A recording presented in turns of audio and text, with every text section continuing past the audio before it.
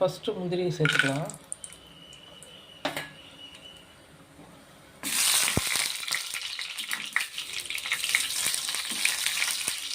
லேசாக கொஞ்சம் கலர் மாறட்டும்.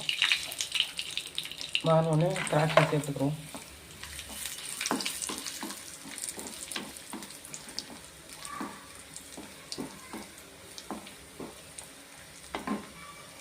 இந்த எண்ணெயிலேயே நம்ம ரவையை சேர்த்து லேசாக வறுத்துக்கலாம். அடுப்பில் சுலோவிலே வச்சுக்கோங்க. இது லேசாக கொஞ்சம் கலர் மாறட்டும்.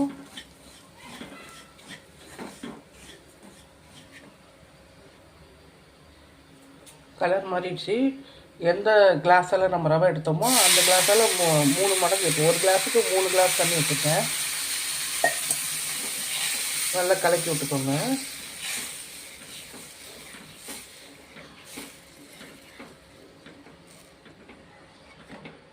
இப்போ அடுப்பு கொஞ்சம் ஸ்பீட் வச்சுக்கலாம்.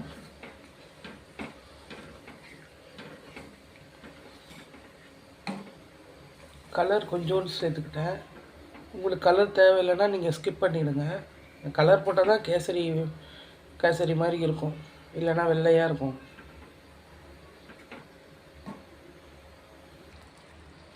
இப்போ சர்க்கரை சேர்த்துக்கலாம்.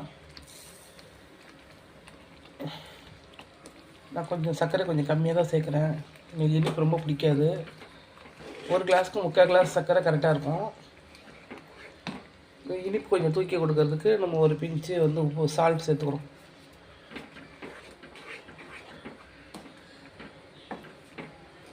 முழுக்க முழுக்க தண்ணிக்கு பதிலாக பால் சேர்த்து கூட செய்யலாம். அது ஒரு டேஸ்ட்டாக இருக்கும்.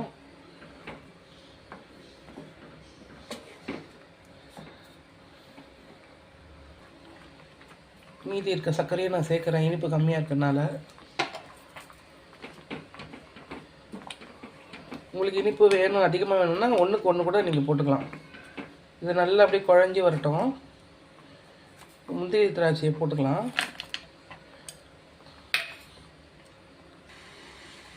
இப்போ ஏலக்காய் போட்டுக்கிறோம்.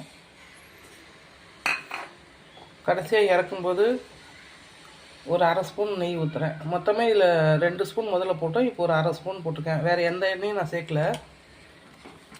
எண்ணெய் இறக்கும்போது கொஞ்சம் நெய் ஊற்றும் போது அந்த வாசனை கொஞ்சம் நல்லாயிருக்கும்.